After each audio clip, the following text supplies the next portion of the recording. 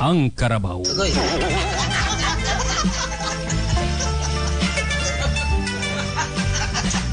Samtang ako naglingkod sa ibabaw, ang duha ko mga mata milantaw. Diya sa lapukon kaayong linaw, ug didto naglangoy-langoy ang makaluluoy nga karabaw.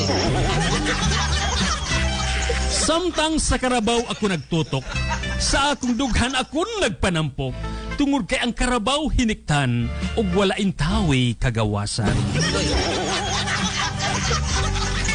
Pagkapait huna-hunaon og palandungon, nga ang karabaw timbang sa mag-uumang agalon, apan sa pagbiras sa bargas musipyat, ang lawas sa latigo muluga pa.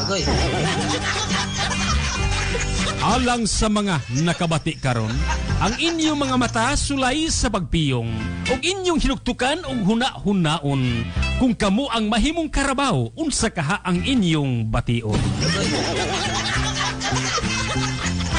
Nga sayo sa kabuntagon, ikaw sa lunangan palunangon, sa imong mag-uumang agalon, bisan ikaw wala pa'y kaon. Samtang sa bargas naguyod, ang upat ka mga tuhod, sa tumang kagutom nagkurog, kay ang tiyan wala pa intawi sulod.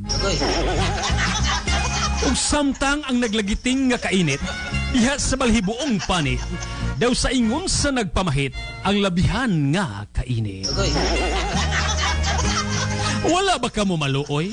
Sa karabaw nga makaluluoy, nga human kaninyong makatabang, inyo lamang kining dagmalan ug pasakitan.